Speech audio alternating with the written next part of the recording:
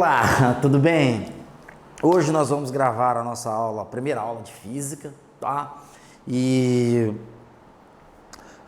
nessa ordem, aula 1, aula 2, resoluções de 4, 5, 6 exercícios aproximadamente, aula 3, aula 4, resoluções de 4, 5, 6 exercícios aproximadamente, e depois gravaremos uma aula só de revisão dessa parte, né, do conteúdo programático dessa parte, dessa primeira bloco de aulas de física. Não vamos encher a lousa de conteúdos, definições, até porque nós não temos espaço para isso. A ideia é fazer o aluno imaginar a situação do dia a dia, né, na física, e aquilo que ele não consegue entender dos livros didáticos, a gente vai tentar transmitir aqui de uma forma simples e natural. Não sei se todo mundo sabe, física é a parte, definição de física que nós temos no livro didático, é a parte da ciência que estuda os fenômenos da natureza. Então, por exemplo, o raio que cai, né, nos temporais é um fenômeno da natureza. E isso é um fenômeno físico e pode ser estudado. O movimento de um veículo, numa estrada, é um fenômeno da natureza. E isso pode ser estudado, a sua relação de tempo e espaço. Então nós vamos procurar sintetizar aquilo que está nos livros didáticos e trazer uma percepção da física na realidade para o aluno. Nós vamos começar com mecânica, né? A física é dividida em mecânica, em óptica, eletricidade, termologia, ondulatórias. Nós vamos começar com a mecânica, tá? A mecânica é dividida em 3 partes: cinemática, dinâmica e estática, tá? A cinemática é o nosso primeiro conteúdo programático aqui. A gente vai estudar a cinemática escalar, depois a cinemática vetorial e fazer uma revisão geral, né, de tudo aquilo que foi feito, tá? Então, cinemática, dinâmica e estática. A cinemática estuda o movimento dos corpos sem se preocupar com a causa. Então, eu olho um carro trafegando sobre a rua da minha casa, eu não estou preocupado com o que está causando o movimento desse carro. Eu não estou preocupado quais são as forças que determinam para que ele possa andar. Eu estou preocupado com a relação espaço-tempo desse veículo e qual é a taxa de aceleração e desaceleração. Isso é que a cinemática vai se preocupar. Já a dinâmica, ela se preocupa com a causa dos movimentos. E aí nós temos as 3 leis de Newton: a lei da inércia, a lei da causa e efeito, a lei da ação e reação. E tudo isso é preocupação da dinâmica. Então a dinâmica vai se preocupar com as causas do movimento, o que causa o movimento dos corpos. E a estática se preocupa com a situação de equilíbrio dos corpos em relação a um dado referencial adotado, tá? Então, falando de movimento, tá? Nós precisamos entender o seguinte: quando um corpo está em movimento, tá? Por exemplo, eu aqui estou em repouso em relação a você, telespectador, aluno, ouvinte das nossas aulas. Quando eu faço, tá? Eu mudo a minha posição em relação a você, você diz: olha, o Luiz Caio veio para frente, tá? Em relação à tela do vídeo. O Luiz Caio foi para trás, então ele se movimentou. E aí nós temos a definição da maioria dos livros didáticos de física do ensino médio. Um corpo está em movimento quando a sua posição muda em relação a um dado referencial. Eita, é importante os alunos do ensino médio, principalmente o primeiro ano do ensino médio, entender algumas palavras na física. Não fica entendido para o aluno, não fica claro. Tá? Por quê? Porque o aluno ele não consegue visualizar isso. Aqui, volto a ressaltar, a melhor forma de nós aprendermos a física é imaginar a situação.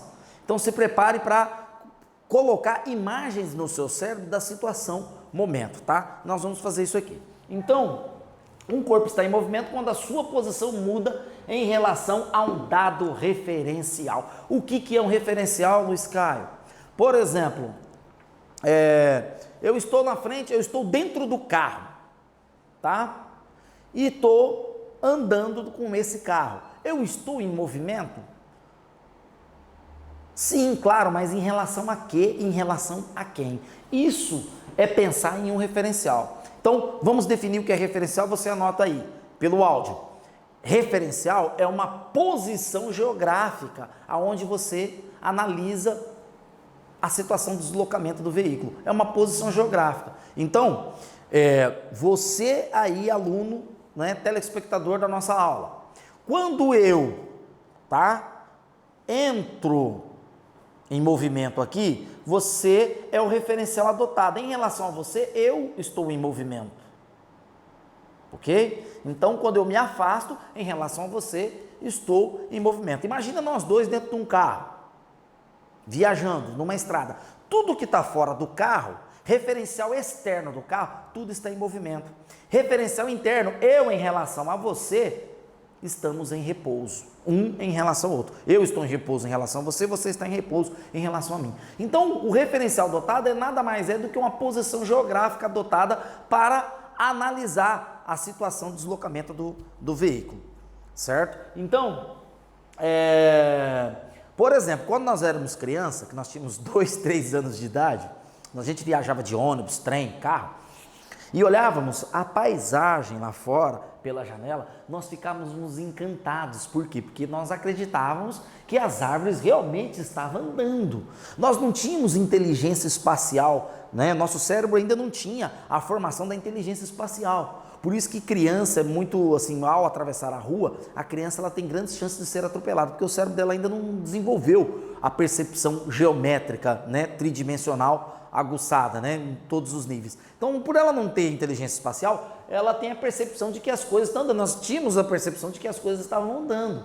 Hoje nós temos a percepção, né, espacial, cerebral, né, nosso cérebro está mais desenvolvido para esse tipo de inteligência. Então a gente percebe, sabe diferenciar o referencial interno do referencial externo. Mas quando nós éramos crianças, nós estávamos certos. Por quê? Porque a física adota como referencial externo tudo que está fora do carro. Então, tudo que está fora do carro está realmente em movimento em relação a mim. Tudo que está dentro do carro está parado em relação a mim. Então, se eu tenho 4 passageiros viajando comigo em um veículo, um ônibus, esses 4 passageiros estão em repouso em relação a tudo que está dentro do carro. Ok? Então, nós, quando nós éramos crianças, estávamos certos. As árvores estavam andando em relação ao referencial interno do carro. E quem está fora do carro, referencial externo, olha para nós dentro do carro, nós estamos em movimento em relação às pessoas que estão fora do carro. Então, o referencial externo é uma posição geográfica aonde você observa, né, o comportamento de um corpo. No universo, nada está em repouso. Por exemplo, eu aqui posso parecer, né, em repouso em relação a você de um dado referencial. Mas se analisarmos o movimento da circulação sanguínea, a atividade celular, o metabolismo do corpo, eu vou estar em movimento. Ah, então quer dizer que o cara que está morto lá no cemitério, ele está parado? Não, porque a Terra gira ao redor do Sol. Ela faz um movimento de translação e rotação. Então, no universo, repouso absoluto não existe. Segundo os físicos quânticos, repouso absoluto no universo não existe. O que na física clássica a gente adota um referencial e procura analisar a relação espaço-tempo de um determinado corpo, ok? Então vamos lá. Para nós, termos noção, né? Agora nós sabemos quando um veículo está em movimento. Um veículo está em movimento quando a sua posição muda em relação a um dado referencial. Eu estou na frente da minha casa, um corpo passa de uma esquina a outra, né? Trafega de uma esquina a outra. Ele mudou a sua posição em relação ao meu referencial, ao meu local, a minha posição geográfica. Ele mudou. Saiu da esquina da esquerda e foi até a esquina da direita. Então ele mudou de posição, então ele entrou em movimento. Então sabemos. Agora nós temos que saber uma diferença entre ponto material, e corpo extenso. Por quê? Porque dependendo do tamanho do corpo em relação ao espaço percorrido, o seu tamanho vai fazer uma diferença, Vai fazer uma diferença em relação à variação de espaço. Quer ver só? Você pega um trem, imagina que isso aqui seja um trem, isso aqui seja uma ponte. Você pega um trem de 200 metros de comprimento para atravessar uma ponte de 200 metros de comprimento. O que vai acontecer? A ponte tem 200 metros, o trem tem 200 metros. Ao começar a travessia, tá? Ele só vai atravessar essa ponte quando todo o seu tamanho, o seu comprimento, atravessou a ponte. Então ele vai ter que percorrer os 200 metros da ponte mais os seus 200 metros, porque o referencial adotado é a gabine do maquinista aqui, ó. Então ele vai ter que andar os 200 metros da ponte mais os seus 200 metros. Então ele vai ter que andar um espaço de 400 metros. Então o trem, em relação à ponte, é um corpo extenso. Agora, esse trem, saindo da cidade A, a cidade B, ele tem 200 metros de comprimento. A distância entre a cidade A e a cidade B tem 20 quilômetros. Aí ele passa a ser um ponto material. Por quê? Porque o seu tamanho não tem influência, tá? A sua dimensão não interfere na variação de espaço. Então, a distância percorrida, né, a variação de espaço é muito maior em relação ao seu tamanho. Então, ele passa a ser um ponto material. Quer ver só? O seu carro, ao atravessar uma ponte de 200 metros de comprimento, ele é um ponto material, porque o tamanho do seu carro não é desprezível em relação ao comprimento da ponte. Então, ele é um ponto material. Mas o seu carro, ao fazer uma ultrapassagem, tá? De um caminhão de 30 metros e o seu carro tem 5 metros de comprimento, esse comprimento do carro vai interferir na variação de espaço, porque ele vai ter que atravessar os 30 metros de comprimento do caminhão, mais 5 metros ele vai ter que andar, ele vai fazer uma variação de espaço de aproximadamente 35 metros. Então, ele passa a ser um corpo extenso. O seu carro na garagem da sua casa, ao fazer a manobra, tentar, né, colocá-lo na garagem da sua casa, ele é um corpo extenso. Por quê? Porque o tamanho dele não é desprezível em relação à variação de espaço da sua garagem. Então, essa é a diferença entre ponto material e um corpo extenso. A Terra, tá? A Terra, ela, em relação ao Sol, ela é um ponto material. Ok? Em relação ao Sol, tá? Porque a dimensão que ela trafega, né? A variação de espaço dela ao fazer o movimento circular elíptico ao redor do Sol, o seu tamanho é desprezível em relação a essa distância. Mas, em relação a si mesmo, tá? Esse giro que ela dá em relação a si mesmo, né? Que a rotação, né? Essa rotação que ela dá em relação a si mesmo, que são 24 horas, dura em torno de 24 horas, ela passa a ser um corpo extenso. Então agora, né, que a gente entendeu alguns conceitos de movimento, sabemos quando o corpo está em movimento, quando ele está em repouso, né? Então se eu estou olhando aqui um veículo, ele não muda a sua posição em relação ao referencial dotado que sou eu, se ele não muda num intervalo de tempo, então ele permanece em repouso. Agora nós vamos falar o seguinte, quando um corpo tem movimento, nós temos que entender o que é trajetória, tá? Trajetória. Não entender o que é, nós vamos definir trajetória, nós vamos caracterizar. Nós temos trajetória circular, né? Quando você vai num parque de diversão, né? E senta numa roda gigante e fica naquele movimento ali, a trajetória daquele movimento é um movimento circular. Você tem trajetória retilínea, né? Nós podemos ter trajetória espiral. Então nós temos vários tipos de trajetória. Então todo corpo que está em movimento, ele está em movimento sobre uma trajetória, tá? Então, qual que é a cara da trajetória? Então nós temos aqui uma ilustração. A trajetória nós vamos dizer, né, nós vamos definir como trajetória S de espaço, tá? S de espaço. Toda trajetória tem o seu marco zero. O marco zero não é onde o móvel inicia o movimento, tá? O marco zero é chamado de origem dos espaços. É bom a gente entender o seguinte, que isso aqui seria uma reta numérica como nos números reais, tá? Nós temos a parte positiva dessa trajetória e a parte negativa. Um móvel pode trafegar a favor da trajetória, como ele pode trafegar contra essa trajetória, contrária à trajetória. Por quê? Porque toda trajetória tem uma orientação, então vamos caracterizar a trajetória. Né? Vamos fazer o processo de caracterização. Toda trajetória tem uma orientação. Toda trajetória tem uma orientação. Orientação, né? Orientação seria a soma de sentido mais direção.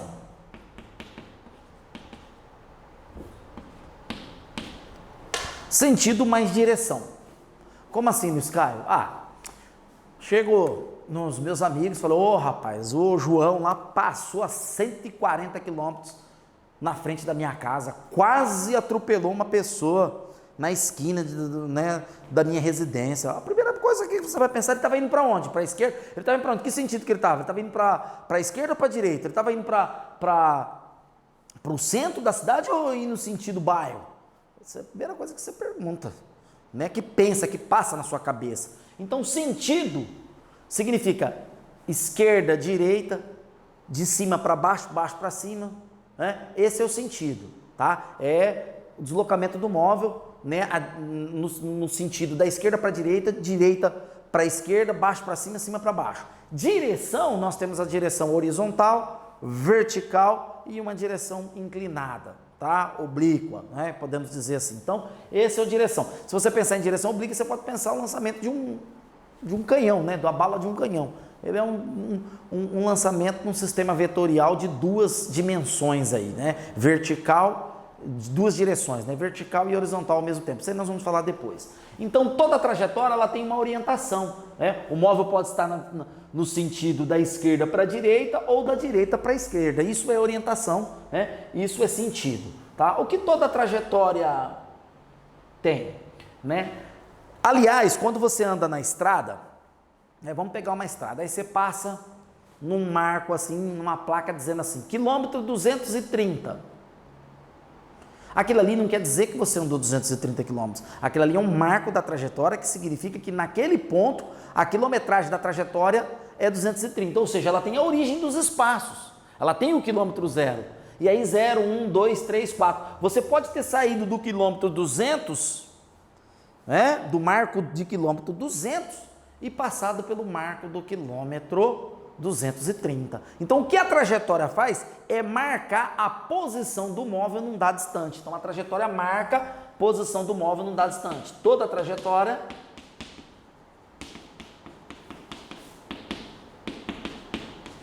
marca a posição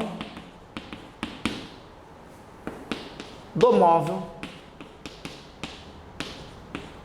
num dado instante. Aê. Então, toda a trajetória são duas caracterizações da trajetória. Então, a pessoa sai de uma cidade, tá? Que fica no quilômetro 200, uma cidade A, no quilômetro 200, numa determinada trajetória, pode ser uma rodovia ou uma estrada, tá? E vai até o quilômetro 300, até uma cidade B que fica no quilômetro 300 dessa trajetória. Então, o deslocamento desse móvel, dessa pessoa, foi de 100 quilômetros, né? Porque houve uma variação de espaço, que é uma coisa que nós vamos falar depois. De 200 ele foi para 300. Então, ele andou 100 quilômetros, ok? Então, falando de trajetória, ainda falando de trajetória, nós temos uma terceira caracterização, né? Então, por exemplo, a trajetória está aqui o ponto S. Imagina no instante t igual a 0, um móvel parte de uma S0, tá? No instante t1, ele vai estar na posição S1. Isso, o móvel em movimento. Tá? Num instante t2 qualquer, né, pode ser 2 horas, 3 horas, 4 horas, ele estará na posição S2. Instante T3, S3 e assim sucessivamente. Então, um carro sai de um ponto e você vai observando, você começa a cronometrar o movimento dele, tá? Então, o movimento aqui e agora. Então, ele vai, né, vai andando e você vai, 2 horas, ele estava onde? 3 horas, eles estavam onde? 4 horas, eles estavam onde? Então, você tem aqui um móvel movimentando sobre uma trajetória, você tem sucessivos tempos, sucessivos espaços diferentes. Então, a trajetória, ela marca o conjunto de posições do móvel em dados instantes, tá? Então, a trajetória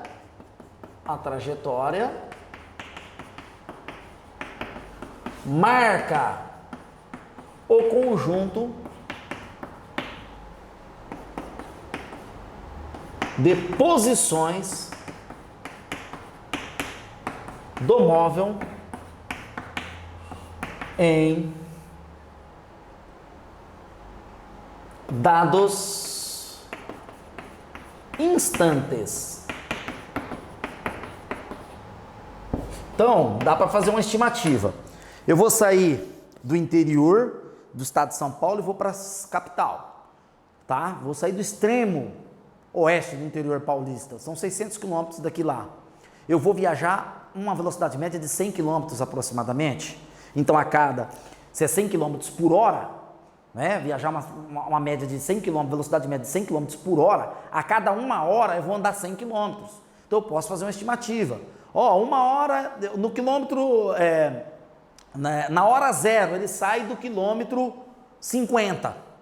1 hora, onde ele está? No quilômetro 150. 2 horas, ele vai estar no quilômetro 250. Por quê? Porque a velocidade média é 100 km por hora. Quando eu digo 100 km por hora, a cada 1 hora eu ando 100 km. Se eu vou percorrer 600 km, se a minha viagem tem 600 km, eu vou gastar aproximadamente 6 horas de viagem. Então dá para a gente fazer uma estimativa, tá?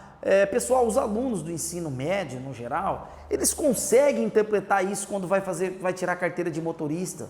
É que quando coloca como exercício de vestibular, ele começa a ter aquela coisa, é física, vestibular, isso é difícil, mas não é nada fora da realidade do aluno. Quando eu chego num aluno e falo, olha, você vai sair daqui de São Paulo, daqui de Andradina, perdão, e vai para São Paulo, 600 km, você vai andar em média 100 km por hora, quantas horas você vai gastar? Ele dá a resposta na ponta da língua. Só que se eu escrevo isso e falo que é física, e escrevo uma sigla de um vestibular, e dou para ele como forma de problema, ele trava. Então existe existe uma fobia aí relacionada à disciplina, né? Que a gente está aqui para tentar derrubar certos mitos, tá?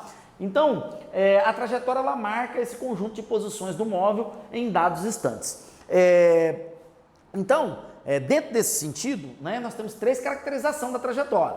A primeira, toda a trajetória tem uma orientação, sentido e direção, tá? Toda a trajetória marca a posição do móvel num dado instante, tá? Então, 4 horas, onde ele está? Essa é a posição do móvel naquele instante. E toda a trajetória marca o conjunto de posições do móvel em dados instantes, tá? Então, em instantes sucessivos, eu tenho posições sucessivas, ok? Pessoal, a nosso objetivo aqui, volto a ressaltar, é trazer a física que o aluno não consegue entender, né, nos livros didáticos por conta da metodologia científica. Então, nós vamos tentar desmistificar isso, tá? Às vezes eu, por exemplo, tive várias experiências aí com cursinhos pré-vestibulares, dei aula nas escolas de física, e às vezes a gente está discutindo um problema, está resolvendo um exercício de vestibular, e o aluno chega e fala assim, professor, que fórmula que eu uso para resolver o exercício? Quando o aluno pergunta isso, dá um certo... Por quê? Porque criou-se uma situação hoje no ensino médio do Brasil que física é fórmula, aplicação de fórmula. Os alunos falam isso constantemente. Física é só fórmula. Não é verdade. Nós temos que entender a teoria, nós temos que estudar, entender esses fenômenos na prática. E a fórmula, a gente vai utilizar a fórmula como último quesito. Porque num artigo científico, imagina que o cara vai estudar lá a incidência dos raios, né? E de que forma que esses raios caem num determinado local. Ele vai descrever tudo isso em forma de palavras, né? Com textos, com gráficos, tabelas. A fórmula é o último quesito do artigo científico. A fórmula é só para provar matematicamente aquilo que já acontece na natureza. Então, primeiro, vamos entender o que é movimento, vamos estudar o seu movimento, né? Então, vamos observar os movimentos, movimento circular, movimento retilíneo. Vamos começar a aprender a imaginar a situação do dia a dia. E assim a gente vai chegar, né, num denominador comum aí, onde a gente possa ter conhecimento de causa da disciplina. E fórmula, você pode, né, copiar as fórmulas numa folha de sulfite e tentar decorar, mas isso não é o objetivo da disciplina, ok? Então, essa aula aqui, encerramos por aqui, tá? É a nossa primeira aula, nós vamos gravar a aula 2 agora, onde a gente vai falar de velocidade média, a relação de espaço-tempo, né?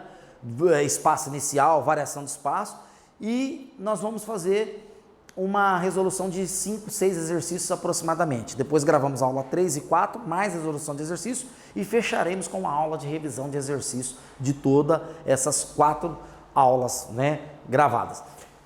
Volto a ressaltar que alunos do primeiro ano do ensino médio, tá, pode acompanhar essas aulas e, dependendo, né, da escola em que o aluno estuda, já tem escolas que já abordam isso no 9º ano, tá? Não são todas, não. O aluno do 9º ano já vai poder estar acompanhando também essas aulas, tá?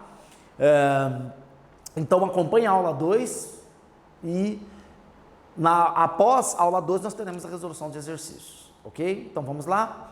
Um forte abraço, te vejo no futuro.